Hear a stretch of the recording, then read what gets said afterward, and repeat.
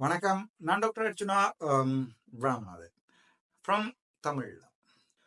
எல்லா தமிழ் கட்சிகளும் ஒன்றாக சேர்கின்றன. தமிழருக்கு தமிழீழம் பெற்றுக் கொடுக்க சேருங்கோ. தமிழடியான் இந்த வீடியோ பார்த்தேன். அதுக்கு முதல்ல எனக்கு தெரியும், நான் 8ஆம் தேதியே எனக்கு தெரியும் இவ சேர போய் சேரும். ஏன் சேர்றீங்கள்? ஒற்றுமை இருக்கண்டு இந்த தேர்தல்ல காட்டுறது. ஒரு ஒற்றுமையும் இல்லைன்றது எனக்கு நல்லா தெரியும். நம்புறவன் நம்பு, இல்ல இவன் பைத்தியம் சொல்ற கேட்கலன்னவன் போய் அடுத்த தேர்தல் முடிய 2 வருஷம் கழிச்சு திருப்பி வாராசா. ஒரு ஒற்றுமையும் இல்லை. நீங்கள் கூடி கதைச்சு என்ன முடிவு எடுக்க போறீங்க? எல்லாருமா சேர்ந்து தமிழ்ல கேட்க போறீங்களோ? சரி, விஷயத்துக்கு வருவோம். திருப்பி ஒரு கிளீன் வீடியோ. நாங்கள் எல்லா தமிழரசு கட்சிகளும் சேர்ந்து தமிழ் ஈழத்தை கேட்க போகிறோம். எங்களுடைய பிறவாருடைய கோரிக்கையை வைக்க போகிறோம். சரி, நானும் பாரன் அண்ணன், நானும் கையெழுத்துறேன். நான் விசில் வேற அடிக்கிறேன். கேட்க போறீங்களோ? தமிழில் வந்து கதைக்கல, உங்களால கதைக்கல. சரி, 2வது, தமிழீழம் வேண்டாம், வடக்கு கிழக்கு மாகாண சபையை பலப்படுத்துங்கோ. கட்டாயம் கேளுங்கோ. ஏன்டா இந்த மாதிரி மாகாண சபை நான் தான் போட்டி நிற்பேன். ஒரு இலச்சனையும் இல்லை, கேளுங்கோ. போலீஸ் அதிகாரத்தையும் காணி அதிகாரத்தையும் சேர்த்து கேளுங்க. அதை கேட்டு தர போறாங்களோன்னு கேட்டால், அனுர அரசாங்கம் தெளிவா எந்த ஸ்மார்ட் கேஸ் தரப்போறதில்லை. 13 பிளஸ் தரப்போறதில்லை, 13 மைனஸ் ஆகத்தான் போகுது. 13 டம்மியா போகுதுன்றது என்னுடைய எதிர்பார்ப்பு. 150 பேர் இருக்கிறாங்க தானே அவங்க, 159. என்னதான் குத்தி முறிஞ்சாலும் இங்கால இருக்கிற எஸ்ஜேபி இருக்கிறவங்க ஓட் போட போறாங்க. இந்த கான்ஸ்டிடியூஷனல் சேஞ்ச் தமிழரை வச்சுக்கொண்டு செய்ய போற கான்ஸ்டிடியூஷனல் சேஞ்ச் இல்ல ராசா. அப்படியா இருந்தா நான் அந்த கான்ஸ்டிடியூஷன் கமிட்டிக்கு நான் போயிருப்பேன். அன்றைக்கு 22 பேர் நின்றுறாங்க அந்த கமிட்டில. 21 20 20 11 10 21 பேர் நின்றுறாங்க. எனக்கு 11 பேர் ஃபுல் சப்போர்ட். எனக்கு எந்த டவுட்டும் இல்லை, 11 பேர் சப்போர்ட். அந்த பக்கம் நின்றதார் எங்கட ஸ்ரீதரன் ஐயா. அந்த 10 பேர்ல தம்பி 5 ஷுவரா விழுந்திருக்கு. எனக்கு 16க்கு 6 இழந்தது, 5 6 ஒத்துருப்பார். ஆனா பெரிய மனப்பான்மையோட நான் விட்ரோ பண்ணிக்கொண்டு கௌரவ பாராளுமன்ற உறுப்பினர் ஜீவன் தொண்டமான் கேட்கட்டும் என்று நான் விட்டுட்டேன். ஜீவனுக்கு திருப்பி கையை காட்டி கதைச்சு நீங்க கேளுங்க ஜீவன், நான் விட்ரோ பண்றேன்னு விட்டுட்டேன். ஏனண்டா இந்த கான்ஸ்டிடியூஷன் கமிட்டியில நாங்க போய் இருக்கிறதால ஒரு ஒன்றுமே நடக்க போறது. They have decided they are going to do it. ஏனண்டா அவைக்கு அனுர அரசாங்கத்துக்கு அடுத்தடுத்த வரலாறு முக்கியம். இன்னொரு 5 வருஷம் 10 வருஷம் 15 வருஷம் பிடிச்சிருக்கோம். உங்களுக்கு வடக்கு கிழக்கு மாகாண சபையில அவ மாகாண சபையில போலீஸ் அதிகாரத்தையும் காணி அதிகாரம் தாரதுக்கு அவ முட்டாள்கள் அல்ல. தெளிவா விளங்குதா ராசா உங்களுக்கு? ரைட். கொண்டா கூடுறீங்க 18ஆம் தேதி தமிழரசு கட்சி உங்களோட கட்சியில உண்மையாக கட்சியோட பேரை தெரியாதா? கோவிக்காயிருப்போம். என்ன கட்சி அது? ஐடெக் இலங்கை தமிழரசு கட்சி உண்டாக கூட போறது.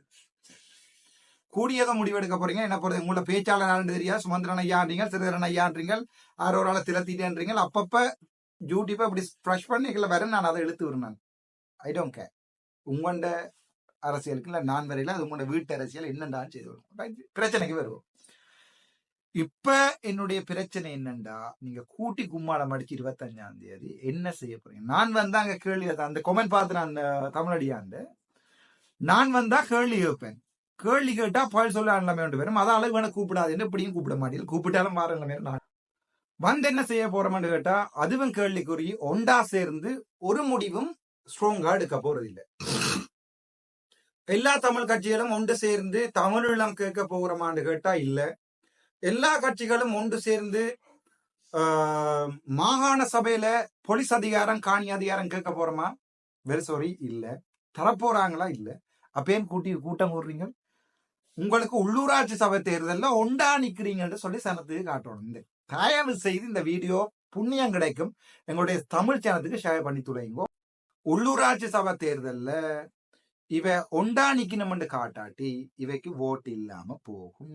சோ அதுதான் இவ எல்லாரும் ஒண்டா நிக்கணும். இவ கன்ஃபார்ம் பண்ணினா தங்களுக்கு பிரச்சனை வரப்போகுது.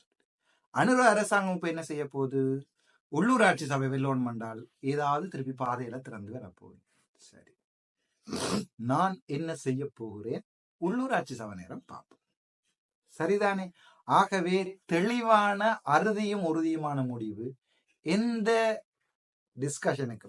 ஒரு டிஸ்கஷன் ஸ்டார்ட் பண்றதுக்கு முன்னா ஃபர்ஸ்டா டேபிள் பண்ணும்போது உங்களோட கிரைட்டீரியா, இந்த டிஸ்கஷன்ல இத்தனை மணித்தியால டிஸ்கஷன் இதுதான் கதைக்க போறோம், அவ்வளவு பொதுமக்களுக்கு 7 மண்டா போடுங்க. அந்த டிஸ்கஷனை லைவ்ல போடுங்க, மக்கள் பார்க்கட்டும். ஓமோ இல்லையோ அந்த டிஸ்கஷனை லைவ் உங்கள்ட ஆக்களை மட்டும் வீடியோ எடுக்க சொல்லி நீங்க கதைக்கிற வித்துவத்தனங்களை மட்டும் போடாம டிஸ்கஷனை லைவ்ல போடுங்க, மக்கள் பார்க்கட்டும். அப்படி என்றால் நான் வாரன். அது பொது இடமா இருக்கட்டும், பொதுமக்கள்லையும் ஒரு 50-100 பேரை கூப்பிட்டு வைப்போம். டிசிசி மேட்டிங் மாதிரி ஒன்று வைப்போம். ஏழுமா ஏழாதல்ல.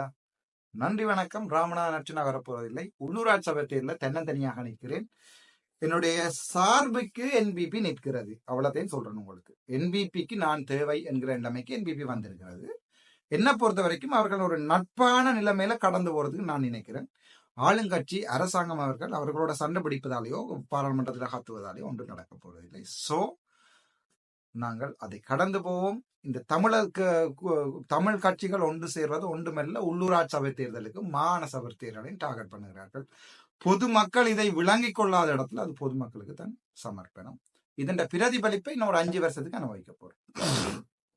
இப்ப நான் சொல்றேன், உள்ளூராட்சி சபை தேர்தலில் தமிழினம் முடிவெடுத்து அந்த உள்ளூராட்சி சபை தேர்தல் எனக்கு தருமாக இருந்தா ஒவ்வொரு ரோட்டும் ஒவ்வொரு வீடும் நான் பார்த்து போடுவேன்.